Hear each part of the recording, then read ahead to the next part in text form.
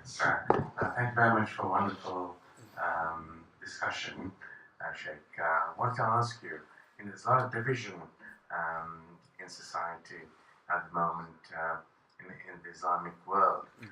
There's meant to be, according to Hadith, there's 73 schools of thought.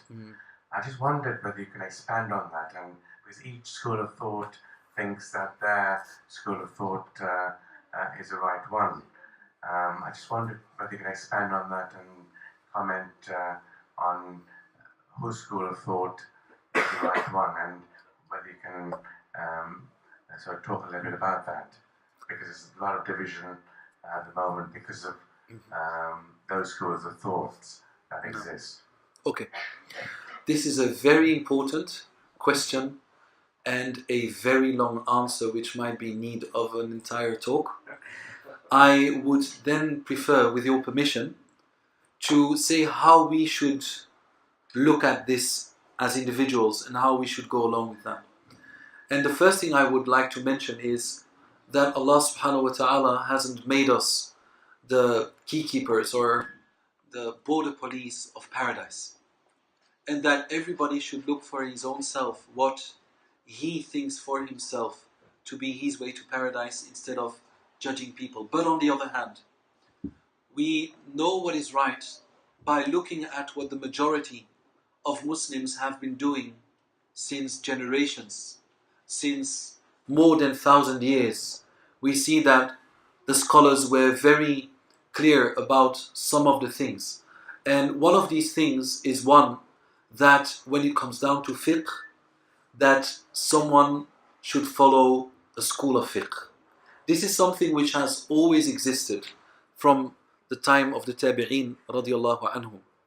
And another thing is that we believe as Muslims, when it comes down to Allah subhanahu wa ta'ala, that we know that we do not compare Allah to His creation, that we don't describe Allah subhanahu wa ta'ala with anything that we describe creation with. And on the other hand, we also know that this Muslim Ummah always believed that they have to be educated by mentors and people that help them to develop their spirituality. So in brief, these three things have always been present in the Muslim community. What happened now is that people, the Ruwaybidah, like the Messenger sallallahu alaihi wasallam called them, like in the Sunan of Abi Dawood, he said, and then the Ruwaybidah will appear. They said, who are the Ruwaybidah, Ya Rasulullah?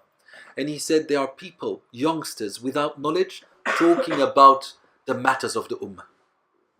Youngsters, like we see today, they didn't learn any Arabic, they didn't learn any tafsir, any hadith, they don't have adab, they don't have akhlaq, good behavior, but yet they talk, they speak, and they divide the Ummah. So what we have to do, barakallahu fikum, for me, I can't answer your question now, is that we for ourselves, we shouldn't judge people for what they do, and also we should try to live with our differences. This is also very important, that we understand that not everybody will look at Islam the way I do. Not everybody will follow the same path that I do. But what is important for me is that I myself follow what I believe to be true and accept that other people are different. And this is for the moment how I can answer this, because this is in need of a course. So I can't. Your question, barakallahu feek, is very important.